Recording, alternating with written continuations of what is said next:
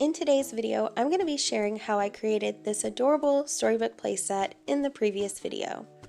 If you want to follow along, all I've done here is I've already got a box, cut it down one side, cut the tabs off the top, and I covered the inside with plain white paper, but you can cover it with whatever you like.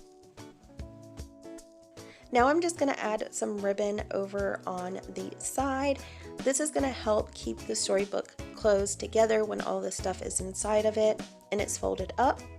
So I'm adding it on both sides of the box. You can use buttons or Velcro or whatever you like, and it is optional, so you don't even have to do it. I just think ribbon is going to be easier to hot glue over. So here's what the ribbon looks like, and you're going to have that tab there where it opens, and you should have a little something like this. Now I'm going to move on to the door. Now I found this door at Dollar Tree for $1 in the ornament section, and it is perfect size for little mini dolls. And I should have got more because they're so cute, but I went ahead and I measured out where I would need that door to be.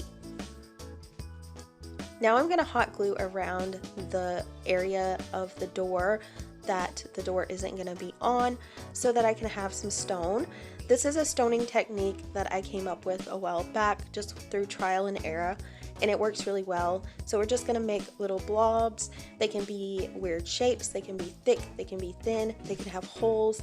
You want them to actually resemble stone, so it's perfectly fine however you put them. You can also space them out or put them closer together. To save hot glue, I recommend just spacing them out a little bit more, but here I am making them closer together.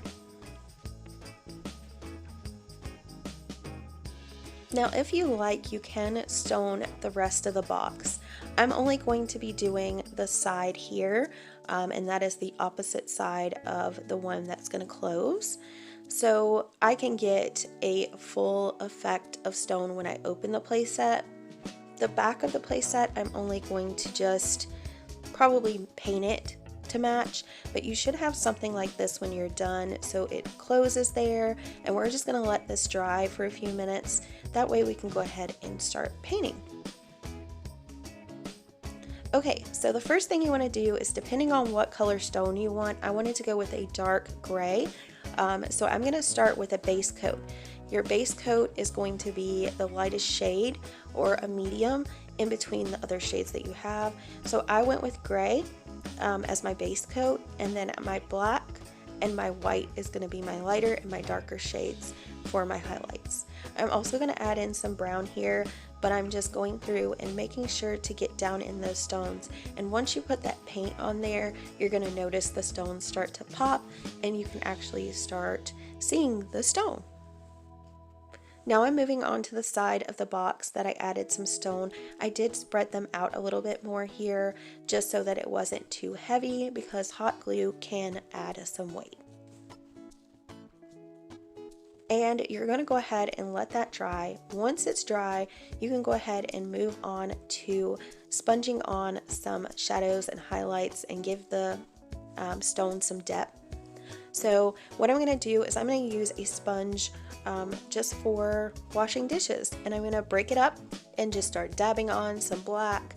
I also dab it off on a sheet of paper just so that I'm not picking up a whole lot of paint. You want it to be a thin layer on there, that way you don't have big splotches of black everywhere. Now I'm using the rubbing technique. What this does is, whenever there's a little bit left on there, you can rub it on the corners or in a certain spot and kind of give it more of a darker shadow.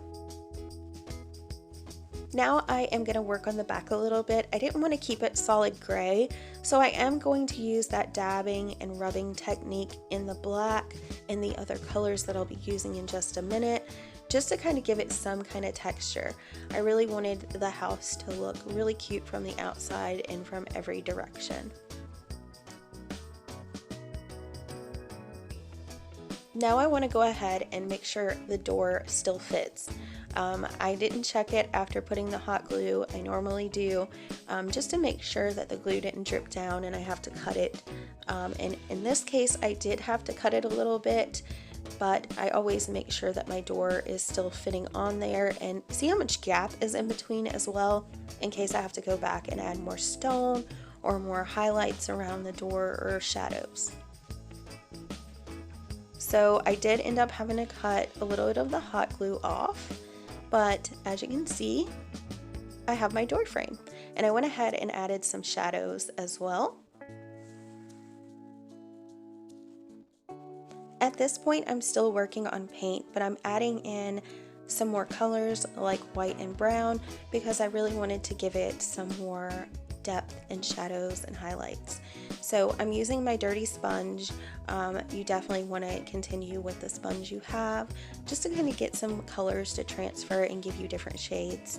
So that is what I'm doing here, and I'm just going to be going over in certain spots and wiping, and also using that dabbing technique as well.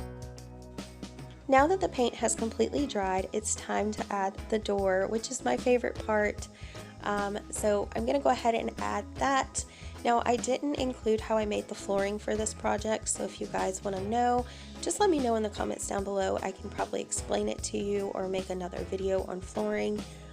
Also, if you decide to recreate this, I would love to see what you guys come up with. Just tag me on Instagram if you make a video or anything like that. Just give me credit by adding the link to this video in the description so others can learn too. And that is it for today's video. I really hope you enjoyed it. If you did, don't forget to give me a thumbs up and subscribe for more videos. And I'll see you very soon.